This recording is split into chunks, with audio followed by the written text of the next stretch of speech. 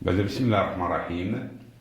Chers élèves de la deuxième année à PIC, et la matière physique-chimie, nous reverrons bien sûr dans un nouveau cours unité, dans la partie de la matière et l'environnement. Le titre de cette unité, les molécules et les atomes. On va diviser cette unité en deux séquences. Donc, on va procéder par la première séquence et comme d'habitude, on va vous présenter les objectifs d'apprentissage de cette unité, bien sûr. Donc, comme on a dit, on va procéder par vous présenter les objectifs d'apprentissage de cette unité. Et voilà, objectif d'apprentissage. Premier objectif, c'est connaître la notion de la molécule et de l'atome. Deuxième objectif, connaître l'ordre de grandeur du diamètre de l'atome, les dimensions, bien sûr, de l'atome, bien sûr. Après, on va procéder par connaître les symboles chimiques de quelques atomes. Je cite ici même le carbone, l'oxygène, l'azote, l'hydrogène et leurs noms, bien sûr. Après, on va passer à savoir écrire la formule chimique de quelques molécules. D'obligation, on cite la formule chimique de la molécule de dioxyde de carbone, CO2, la molécule de dioxygène, O2, la formule chimique de diazote, N2, et la formule chimique de dihydrogène, H2, la formule chimique de l'eau, H2O, et finalement la molécule ou la formule chimique de la molécule du butane, C4H10, à partir de leur nom et inversement. Ce que veut dire, je vais vous donner apparemment comme exercice le C4H10 et je vais que mon apprenant, mon élève, va me dire que c'est la formule chimique de C4 du butane, bien sûr. En fin de compte, on va différencier bien sûr, entre le corps simple et le corps composé, enfin, de nos objectifs d'apprentissage. Bien sûr, comme d'habitude, dans notre méthode d'investigation, on va débuter cette séquence, cette unité, par une situation de départ. Bien sûr, notre situation de départ est la suivante. Oumaima, en parcourant l'un des manuels et précisément dans la section la matière, afin de revoir, réviser bien sûr les leçons, l'air qui nous entoure, la leçon numéro 1 dans votre programme, et certaines propriétés de l'air, l'unité numéro 2, bien sûr, son attention a été attirée par la présence du document ci-dessous. Et elle s'est demandé comment je pourrais modéliser et exprimer les composants de ce mélange naturel. Bien sûr, ce mélange est l'air. Elle s'est heurtée à quelques notions très nouvelles pour elle, modèle moléculaire. La composition, elle la connaît déjà dans le cours précédent, mais la présentation moléculaire de l'air qui lui a fait perturber, bien sûr, et elle s'est demandé comment modéliser, comment exprimer, etc. Je vais relire ma situation de départ. Oumeima, en parcourant l'un des manuels, et précisément dans la section de la matière, afin de revoir les leçons, l'air qui nous entoure et certaines propriétés de l'air, son attention a été attirée par la présence du document ci-dessous. Et elle s'est demandé comment pourrais-je modéliser et exprimer les composants de ce mélange naturel. Tout d'abord, dans la démarche d'investigation, je vais fragmenter les questions en fin de compte pour composer une question d'investigation. Donc, les questionnements qui pourraient venir de Oumeima, et comme pour vous, bien sûr, ce sont les suivants. La question numéro 1. Question numéro 1. Comment appeler la plus petite partie de la matière? Comment appelle-t-on, bien sûr, la petite partie de la matière qui conserve, bien sûr, les propriétés chimiques et physiques de la matière, bien sûr. Question numéro 2. La plus petite partie de la substance contient-elle d'autres composants et comment les nommer? S'il les contient, comment je vais les nommer, bien sûr? Et passons à la question numéro 3. La question numéro 3. Comment puis-je modéliser les composants de la matière? Et pour les composants de la matière, je cite, est-ce qu'il y a, comment appelle-t-on la petite partie de la matière? C'est un composant de la matière, et cette petite partie contient-elle d'autres composants? Bien sûr. Et en fin de compte, la question numéro 4, quelle est la méthode scientifique pour exprimer les exposants ou les composants de la matière, bien sûr. Dans notre unité, on va justement développer les questions numéro 1 et la question numéro 2. Alors que les questions 3 et 4, on va les développer pendant la séquence numéro 2. De ces questions, je peux formuler, bien sûr, la question d'investigation suivante. Comment modéliser la composition d'une substance et comment exprimer ses composants, bien sûr. Comment, je relis ma question d'investigation, comment modéliser la composition d'une substance et comment exprimer ses composants. À partir de ma question et les questionnements de mes élèves, on va procéder par des activités que vous-même, vous allez participer à y faire à domicile. On progresse par la première activité. C'est une activité purement expérimentale. Cette activité nécessite de mes élèves de casser, diviser un morceau de sucre, puis dissoudre dans l'eau, bien sûr, un peu de sucre.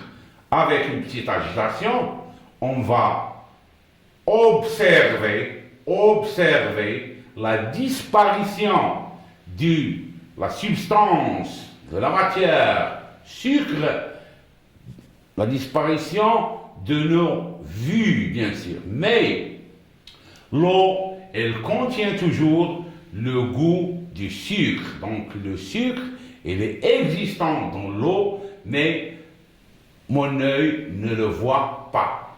On peut dire que nous disons que la substance ou en général la matière accepte le fractionnement. On peut la diviser, mais pas à l'infini. Et nous appelons la plus petite partie de la substance qui préserve, et j'insiste sur le mot préserve, les propriétés chimiques de ce corps, on la nomme la molécule. Je vais relire ma première activité pour vous rapprocher plus de ce que vous devez faire à domicile. Vous allez prendre un morceau de sucre et vous allez le diviser. Donc, quand on divise le sucre, il conserve ses propriétés. Les morceaux ont les mêmes propriétés. Ça veut dire que la matière, elle accepte le fractionnement ou la division. On peut progresser plus en fractionnant la matière, en la dissolvant dans l'eau, bien sûr. On va observer la disparition de la matière sucre, mais le goût du sucre existe toujours. Ça veut dire que le plus petit constituant de le morceau de sucre ou la matière sucre, elle est toujours existante parce que le goût du sucre existe. Donc, ce petit morceau, ce dernier groupement qui représente le sucre, on va la nommer la molécule du sucre. La molécule du sucre. Ce qui veut dire que la matière, elle est composée de molécules. Alors, on va passer à notre deuxième activité. Notre deuxième activité va être d'une expérience un peu délicate. Vous demandez à vos mères de vous donner un récipient très ancien, peut-être, pour ne pas faire beaucoup de dégâts dans vos cuisines. Une casserole, apparemment. Donc, on va faire l'achèvement de l'expérience de la pyrolyse du sucre. Qu'est-ce que ça veut dire la pyrolyse du sucre? On va mettre un morceau de sucre au-dessus de la flamme de notre bec benzène chez nous, dans un récipient, bien sûr, et on va poursuivre. Et j'espère que cette expérience soit assistée par vos pères ou vos mères. Donc, la pyrolyse du sucre, vous allez observer un dégagement de quelques vapeurs, bien sûr. Puis, en continuant, en fin de compte, vous allez voir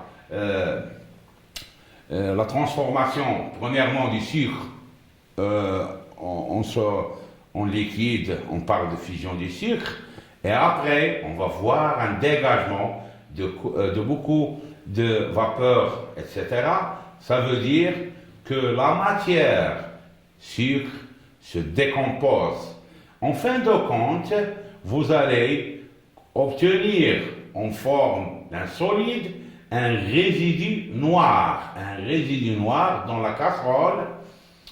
Si on goûte ce résidu noir, on sent bien sûr qu'il n'a aucune relation avec le sucre. Il n'a pas le goût du sucre. Ça veut dire quoi? Que la molécule de sucre contient des éléments qui la constituent bien sûr, qui ne sont pas sécrés. Même le résidu, le corps noir, vous le connaissez bien sûr en utilisation domestique, c'est le carbone, bien sûr. Donc, ça veut dire que la molécule de sucre est constituée de d'autres éléments plus petits qu'elle entrant dans sa contribution, comme exemple le carbone. Et donc, on peut parler d'un élément nouveau qui est l'atome, Bien sûr, ces expériences, ils ont inspiré l'humanité, inspiré l'esprit humain depuis très très très longtemps. En quoi on parle de le savant, le philosophe Démocrite, à peu près 400 ans avant Jésus-Christ. Il a eu une idée ingénieure, bien sûr, qui disait que la matière va peut-être décomposer, mais pas à l'infini. Il va s'arrêter dans un stade qui ne peut pas être divisible. Et c'est de là qu'on a pris le mot atome, du grec lointain, s'appelle atomos, la chose qui ne peut pas être divisée, et on a donné à l'atome. Ce questionnement humain ne s'arrêtait pas chez Démocrite. Il y a une énorme contribution de beaucoup de savants. On parle ici même de Bohr, Schrödinger, de Broglie, etc. Et la liste est longue, bien sûr. Donc, on va enfin coiffer notre apprentissage par donner des définitions, bien sûr. On va passer à la définition de l'atome. Donc, l'atome est une particule microscopique que je ne peux pas voir par l'œil nu, bien sûr. Elle est très très très petite. Je relis, l'atome est une particule microscopique. Et l'on existe dans notre univers, à ce que l'homme a su, environ 109 espèces différentes d'atomes. Donc, l'atome constitue la matière. Chaque matière qui nous entoure est constituée des atomes. Alors, parlons de dimension. Elle est apparemment, quand on dit diamètre, on parle qu'elle a une forme sphérique. L'atome a une forme sphérique, bien sûr. Donc, son diamètre, il est très très petit, que les savants ont créé une unité pour mesurer la dimension du diamètre des atomes. Cette unité nouvelle pour vous est nommée le nanomètre, de symbole petit n, le nanomètre. Eh bien, le diamètre de la majorité des atomes, il est compris entre 0,1 nanomètre et 0,3 nanomètre. C'est quoi un nanomètre? Je redis que c'est une unité de mesure des dimensions très très très petites, alors qu'un mètre est égal à 10 à la puissance 9 nanomètres en écriture scientifique. 10 à la puissance 9, c'est le multiple 1 milliard de l'unité nanomètre. Donc un mètre est égal à 1 milliard de nanomètres. Alors par contre, que le nanomètre est égal à 10 à la puissance moins 9 mètres. Bien sûr, je vais relire ma définition. L'atome est une particule. Il en existe environ 109 espèces différentes. L'atome constitue la matière qui nous entoure. Son diamètre est compris entre 0,1 nanomètre et 0,3 nanomètre. Alors, le nanomètre, c'est une unité de mesure des longueurs nouvelles pour vous. Elle est conçue pour les mesures des dimensions des atomes et des molécules, bien sûr. Et en termes d'équation mathématique, 1 mètre est égal à 10 à la puissance 9 nanomètres, alors que 1 nanomètre est égal à 10 à la puissance moins 9 mètres. C'est bien. Pour votre apprentissage ou auto-apprentissage, vous allez prendre cette définition dans vos cahiers, bien sûr. Je vais maintenant passer à la définition de la molécule. La définition de la molécule est: la molécule est une particule microscopique. Est une particule microscopique composée d'un nombre limité de mêmes atomes appelés, si la molécule est composée d'un nombre limité, bien sûr, de mêmes atomes, on la nomme une molécule monoatomique. Exemple, le dioxygène. Le dioxygène est un corps moléculaire. Sa molécule, elle est nommée monoatomique. Ou par contre, cette molécule, elle est composée de différents atomes. On l'appelle polyatomique.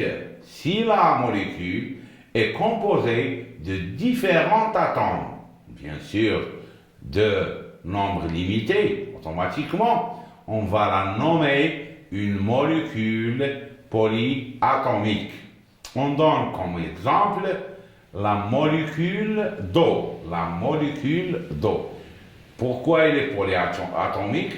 Parce qu'elle est composée des atomes de l'oxygène et des atomes d'hydrogène. Je vais une fois encore relire ma définition de la molécule. La molécule est une particule microscopique composée d'un nombre limité de mêmes atomes, appelés monoatomiques, exemple le dioxygène, ou de différents atomes appelés polyatomiques, exemple la molécule d'eau. La molécule d'eau. Je vais ajouter quelque chose, c'est que la molécule,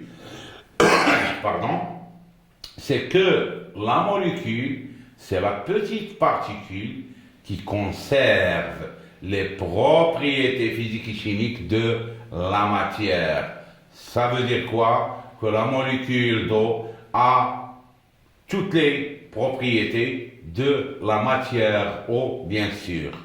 J'espère que vous avez pris ces définitions de l'atome et de la molécule, et passons à une autre activité qui a une relation avec mes chers élèves et qui entre dans le cadre de votre auto-apprentissage. Eh bien, vous allez effectuer une recherche dans la gamme d'auto-apprentissage. Cette recherche, vous allez la faire sur le développement de la théorie de la structure de la matière.